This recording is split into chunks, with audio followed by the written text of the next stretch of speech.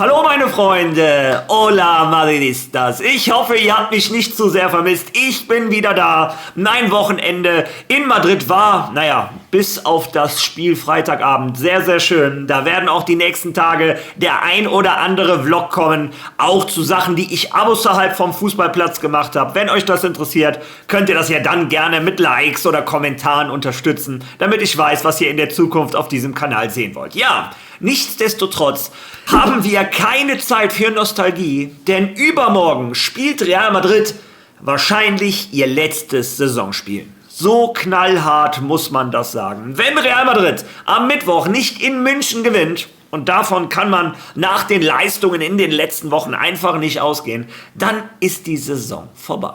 Ja, und dazu werde ich im Video auch ein bisschen Real Talk machen, meine Gedanken ein bisschen zu Real Madrid, darüber unterhalten wir uns. Aber Real Madrid, abgesehen davon, ob sie in München gewinnen oder nicht, plant Real Madrid schon an der Zukunft und in diesem Fall an einer spektakulären Rückholaktion. Und zwar, Real Madrid möchte Toni Kroos zurückholen.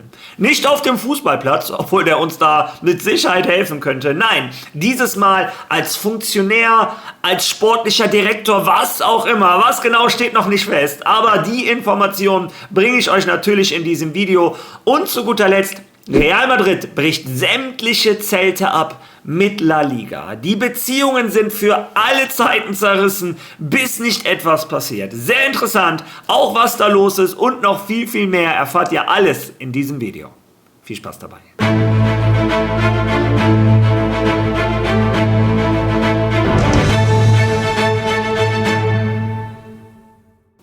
Ja, auch wenn ich heute im Video wahrscheinlich genug meckern werde, fangen wir das Video mit einer positiven Nachricht an. Und zwar, die Traumwochen von Real Madrid Castilla gehen weiter. Ich habe euch oft genug in dieser Saison gesagt, dass diese Mannschaft einen Wendepunkt benötigt. Seit der neue Trainer da war, haben sie nicht an die Ergebnisse von Álvaro Arbeloa anknüpfen können. Doch das hat sich in der letzten Woche geändert. Ich habe euch letzte Woche erzählt, die hatten gegen den Tabellenzweiten 5-0 gewonnen. Dann haben sie in der Premier League International Cup ein 0:2 in der Verlängerung noch gedreht zu einem 4:2 und jetzt an diesem Wochenende gewinnen sie gegen Ferrol mit 5:0. Also Real Madrid Castilla in Topform und das, obwohl wichtige Spieler bei der ersten Mannschaft sind. Also gute Ergebnisse, die klettern in der Tabelle jetzt auch hoch auf dem 4. Tabellenplatz, sind jetzt in diesen K.O.-Runden zum Aufstieg und wenn das die Form ist, die Real Madrid Castilla mitbringt, dann könnte sogar ein Aufstieg in die 2. Liga möglich sein. Wäre natürlich eine Riesenfreude für die Jungs, für die gesamte Nachwuchsabteilung von Real Madrid, dass der Sprung von Castilla nach Real Madrid möglich ist. Beweist Álvaro Arbeloa, mal schauen, wie lange er noch Trainer ist, aber auch der Abstand zwischen der 2. Liga und 1. Liga ist dann nicht mehr so groß. Ja, im Großen und Ganzen wäre das für die Institution Real Madrid eine gute Nachricht. Ja, und jetzt kommen wir zu den schlechten Nachrichten. Zunächst ein bisschen Real Talk zu dem Spiel. Ihr werdet meinen Vlog sehen, da werde ich auch meine Meinung sagen, aber ja, ich würde es mir zu einfach machen, wenn ich mich an der katastrophalen Schiedsrichterleistung aufhängen würde. Dazu kommen wir gleich auch noch. Aber diese Schiedsrichterentscheidung rechtfertigt kein bisschen die ersten 89 Minuten von Real Madrid. Ich habe ganz viele Söhne mit ihren Vätern, mit ihren Müttern, ganz viele alten Menschen gesehen etc. Und ich habe auch ganz viele Menschen gesehen, mit denen ich geredet habe, die mir gesagt haben, die haben ganz viel Geld gespart, um sich diesen Wunsch zu erfüllen. Es ist für meinen Sohn das erste Mal im Santiago Bernabéu gewesen, für viele andere auch. Ich habe einen ganz tollen Follower kennengelernt, es war unglaublich, der war auch mit seinem Sohn das erste Mal im Santiago Bernabéu. Ja, und wenn du überlegst, wie viel Liebe, wie viel Leidenschaft, was wir uns antun für diesen Verein. Ich persönlich habe mir meine ganze Familie geschnappt. Wir saßen 5,5 Stunden im Auto. Naja, mit Pausen und Mittagessen. Wir saßen wesentlich länger, hat die Fahrt gedauert. Aber im Auto saßen wir 5,5 Stunden. Und das bin ich.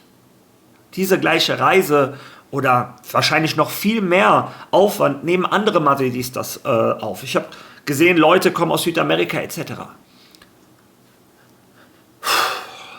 Und unsere Jungs, ich will sie gar nicht mehr so nennen, der Kader von Real Madrid nimmt sich heraus, wieder einmal spazieren zu gehen. Du hast das Gefühl, dass von 80.000 Madridistas im Bernabéu 75.000 dieses Wappen mehr fühlen als diese Spieler auf dem Platz. Und eins bleibt klar, nicht, dass ihr mich falsch versteht. Ich bin Fan von Real Madrid, von der Institution Real Madrid, dafür, wofür Real Madrid steht. Ich habe meinem Sohn letztens noch erklärt, wenn du mal so alt bist wie ich, dann ist der jetzige Präsident nicht mehr Präsident, der jetzige Trainer nicht mehr Trainer, die jetzigen Spieler nicht mehr die Spieler. Du wirst dein Real Madrid erleben, ich erlebe mein Real Madrid. Aber mit diesem Kader fällt es mir extrem schwer, mich weiterhin zu identifizieren.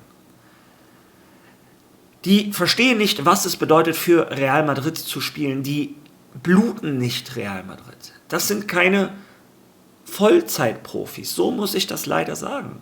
Die entscheiden sich selber, wann sie Bock haben und wann sie nicht Bock haben. Und danach, dass sie die letzte Viertelstunde, 20 Minuten ein bisschen versuchen, gegen fucking Girona zu Hause zu gewinnen. Soll ich dafür applaudieren? Soll ich mich jetzt hinstellen? Und ich werde mich hinstellen und ich werde weiter die Schiedsrichterleistungen in La Liga immer wieder angreifen, bis das gesamte Schiedsrichtersystem nicht geändert ist. Aber ich stelle mich doch jetzt nicht hin und sage, wir haben dieses Spiel nicht gewonnen. Wahrscheinlich ist es so, aber wegen diesem klaren Elfmeter in Mbappé. Es dürfte gar nicht so weit kommen. Hätte Real Madrid den Charakter, den ein Cristiano Ronaldo in diese Kabine gebracht hat, ein Luka Modric, ein Sergio Ramos, sogar ein Lucas Vázquez, den ich oft kritisiert habe wegen seiner fußballerischen Qualität, aber nicht wegen seiner Einstellung.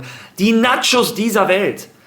Der Kabine fehlt die Seele, der Kabine fehlen die Leader, die Anführer, die der Mannschaft den Kopf waschen. Der einzige, wo ich den Eindruck habe, in dieser gesamten Mannschaft, der Real Madrid versteht, ist ein Álvaro Arbeloa.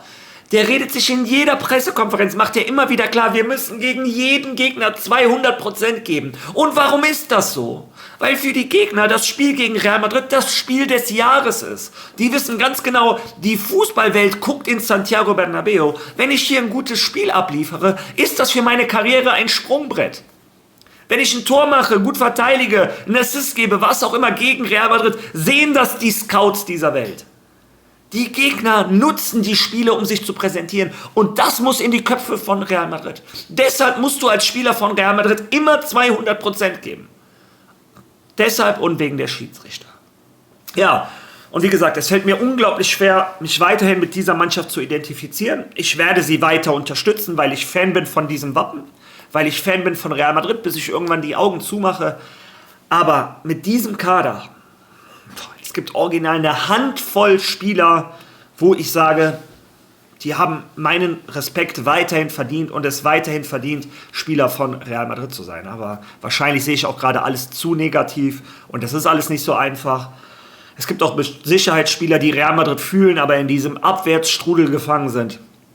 Trotz alledem, es ist erschreckend zu sehen, wie viele Menschen, und ich sage es nicht wegen mir, ich fahre gerne 5,5 Stunden, ich habe eine schöne Zeit mit meiner Familie gehabt, alles gut. Aber es gibt andere Menschen, die nehmen ihre Lebensersparnisse, die nehmen alles auf sich, um ein Spiel zu gucken und die Spieler respektieren so etwas. 0,0. Ja, das ist auch langsam eine Sache des menschlichen Anstands, aber das ist ein anderes Thema. Ja, wie dem auch sei, das sind Gedanken, Gefühle, die ich mit euch teilen wollte. Aber jetzt kommen wir zu Fakten und Daten. Fangen wir erst einmal mal an, weil ich ja gerade über diese Schiedsrichterleistung gesprochen habe. Ja, und wenn wir die letzten Wochen, ich habe da einen Short drüber gemacht, schaut es euch auf YouTube, TikTok an, wenn man in den letzten Wochen die Schiedsrichterentscheidungen vergleicht zwischen dem FC Barcelona und Real Madrid, ja, muss man trotzdem allem sagen, trotz der schlechten Leistung von Real Madrid darf Real Madrid keine 9 Punkte hinter dem FC Barcelona sein. Der FC Barcelona hatte genauso viele schlechte Spiele wie Real Madrid, aber da kam immer wieder die Unterstützung des Unparteiischen. Ja, das darf man in Spanien leider nicht mehr sagen, unparteiisch, ja. Wie dem auch sei, Real Madrid hat jetzt sämtliche Beziehungen zur La Liga abgebrochen. Lesen wir uns das zusammen einmal durch. Real Madrid bricht mit dem spanischen Fußballverband RFEF und hält den Wettbewerb für manipuliert. Real Madrid wendet sich vom spanischen Fußballverband ab. Schiedsrichterskandale bestärken diese Entscheidungen. Real Madrid hat mit dem aktuellen Verband kaum oder gar nichts mehr zu tun. Die Vereinsführung distanziert sich von dem Projekt, das zur einem neuen Schiedsrichtersystem im spanischen Fußball führen sollte. José Ángel Sánchez, Geschäftsführer und Vorstandsmitglied, nahm zwar an einigen Treffen teil, doch im entscheidenden Moment rief er den Verbandspräsidenten an, um ihm mitzuteilen, dass er an der finalen Unterzeichnung des Abkommens nicht mehr beteiligt sein werde. Und tatsächlich ist die Führung von Real Madrid nach dem Spiel gegen Girona froh, nicht mehr an einem Wettbewerb teilzunehmen zu müssen, den sie aus Schiedsrichtersicht als manipuliert betrachtet. Weit davon entfernt, mit der Leistung ihrer Mannschaft und den Entscheidungen der Spieler und des Trainers zufrieden zu sein, hat die Schiedsrichterleistung von Alberola Rojas sie empört und ihnen, wie sie selbst sagen, die Rechtfertigung geliefert, allem, was mit der Ciudad des Fútbol in Rosas zu tun hat, den Rücken zu kehren. Tatsächlich wurde der Graben zwischen dem Fußballverband und Real Madrid am vergangenen Dienstag deutlich. Sie sind derzeit völlig entfremdet und der Madrider Verein hat klargestellt, dass er keinerlei Absicht hat, die Beziehungen zu normalisieren. Wie sie nach dem Spiel gegen Girona erklären, sehen sie gute Gründe, an dieser Haltung festzuhalten. Und solange das gesamte Schiedsrichtersystem nicht reformiert ist, wird sich die Kluft nur weiter vertiefen. Der Artikel geht noch ein bisschen weiter. Aber wie gesagt, es ist auch ganz wichtig, dass Real Madrid klar macht, das Ganze hat nichts damit zu tun, dass Real Madrid nicht zufrieden ist mit der Leistung der Spieler, nicht zufrieden ist mit der Entscheidung der Spieler, mit der Leistung des Trainers und dessen Entscheidung. Das hat nichts damit zu tun. Ich lese es auch immer wieder in den Kommentaren, gewinnt doch erstmal so, etc. pp. Ja, aber das sind zwei unterschiedliche Wahrheiten, die trotzdem parallel stimmen. Und zwar auf der einen Seite spielt Real Madrid schlecht und scheiße und wir als Madridistas identifizieren uns, oder ich zumindest, kaum noch mit der Mannschaft. Auf der anderen Seite hat das nichts damit zu tun, dass die Schiedsrichter in Spanien, ja, manipuliert sind. Alberola Rojas, der Schiedsrichter von Freitag, ist einer dieser Schiedsrichter, der die Kurse vom Sohn von Negreira besucht hat. Die Zahlungen wurden gefunden von der Polizei. Wie kann so ein Mann, was hat er in diesen Kursen gelernt? Und du als Madrid-Fan sollst so jemandem vertrauen, der ganz klar sieht, dass Kylian Mbappé da mit einer Platzwunde liegt. Ja, und im VAR war Trujillo Sánchez. Das ist der gleiche Schiedsrichter, der vor 2 Wochen die rote Karte gegen Valverde nicht kommentiert hat vom VAR. Ja, damals war Manuela Montero der Schiedsrichter, der saß diesmal neben ihm im VAR-Raum.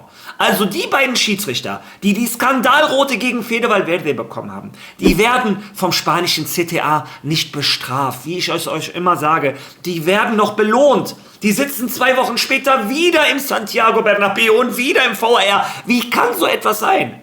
Jeder normale Schiedsrichterpräsident würde sagen, ey Leute, ihr habt vor 2 Wochen eine sehr, sehr harte Entscheidung getroffen, eine falsche Entscheidung.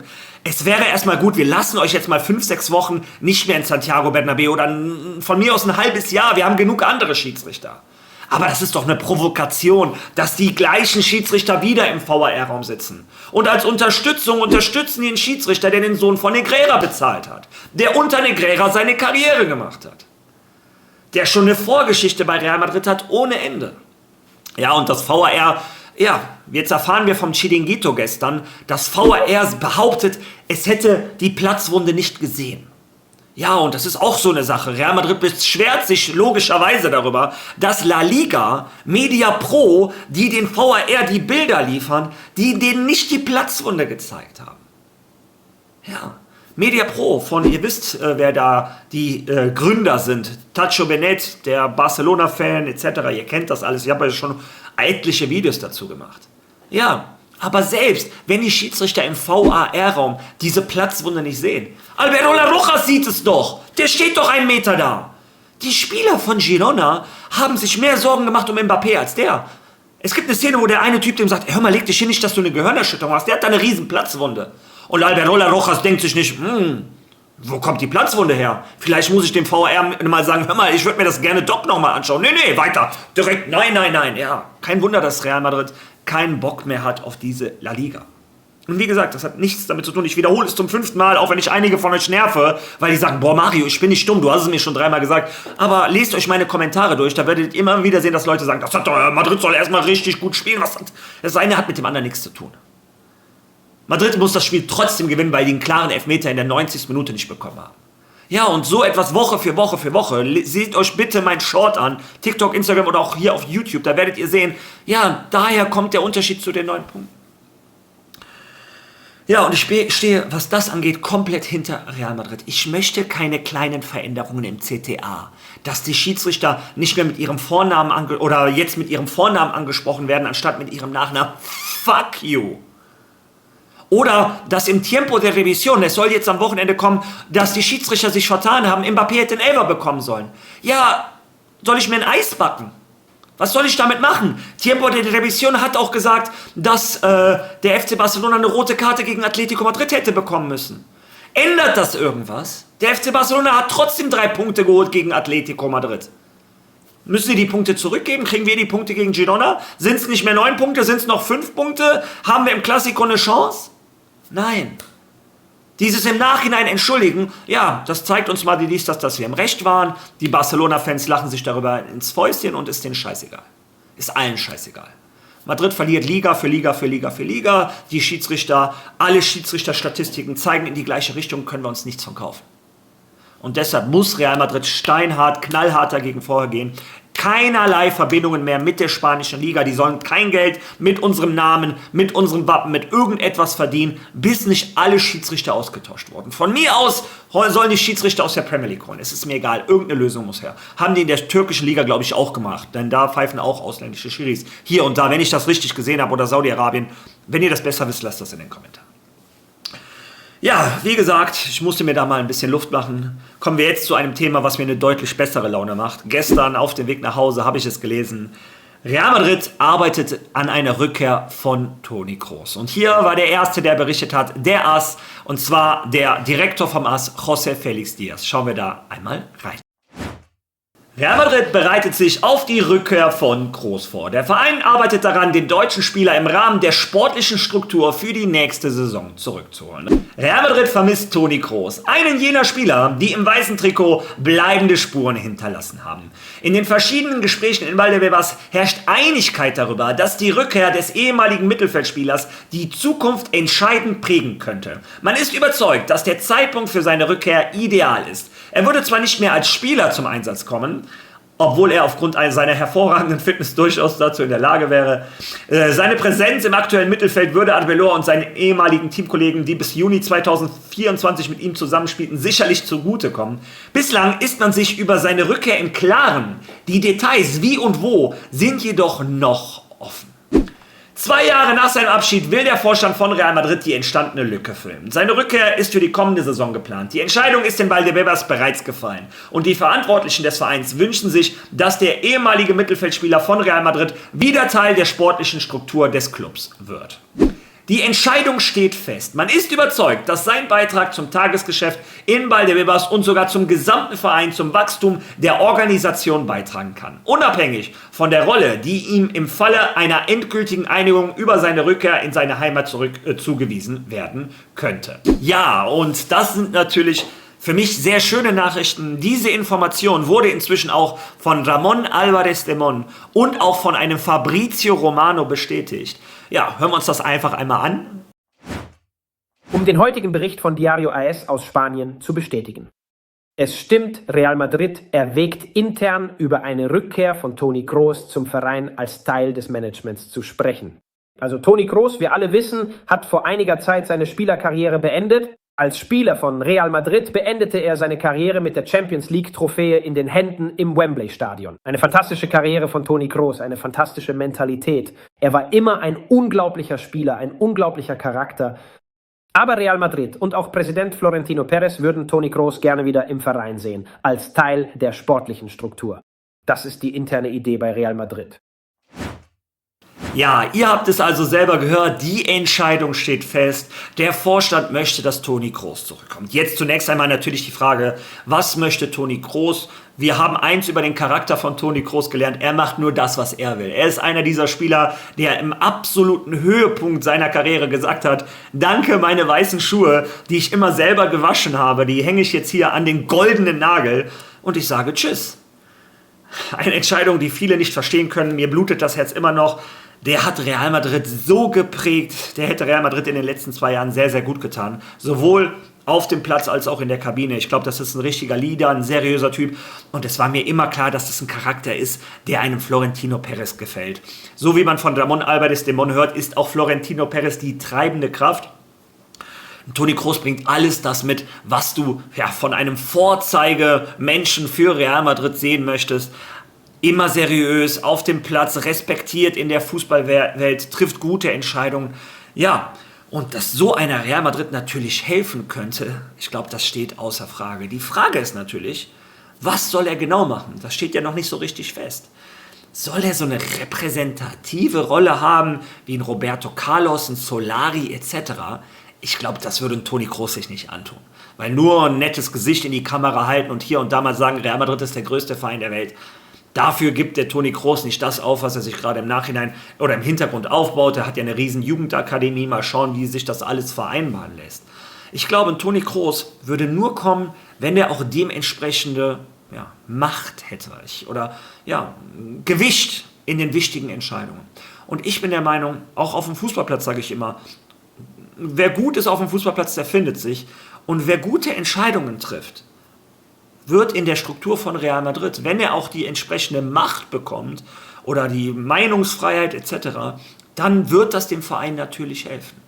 Ich hoffe einfach, dass das der erste Schritt in die richtige Richtung ist. Ich habe euch gesagt, die sportliche Direktion in Madrid ist so ein bisschen auf Eis wegen dem Machtkampf. José Ángel Sánchez soll ja anscheinend gekündigt werden. Vielleicht ist das ja schon der neue sportliche Dirigent, der auf Toni Kroos pochert, wo ja anscheinend auch ein Jürgen Klopp vielleicht zu Toni Kroos eine gute Beziehung hat. Vielleicht gehen die Wege in die Richtung. Aber das ist jetzt reines Vermuten von mir. Also ich habe da keinerlei Information, nicht, dass ihr euch der Hoffnung macht, außer, dazu kommen wir morgen. Eine Quelle in Spanien behauptet, Klopp kommt und hätte schon die ersten Spieler verlangt. Das können wir uns gerne morgen anschauen. Ja, aber im Großen und Ganzen finde ich, das ist ein Schritt in die richtige Richtung. Du brauchst bei Real Madrid solche Menschen wie ein Toni Kroos mit einem guten sportlichen Charakter, die gute Entscheidungen im Leben treffen. Und ich halte Toni Kroos auch für einen Mann, der unangenehme Entscheidungen treffen kann. Es war bestimmt nicht einfach an seinem Höhepunkt zu sagen, ich hau ab, ich lasse den Fußball weg, das Fußball das Schönste auf der Welt, die schönste Nebensache auf der Welt.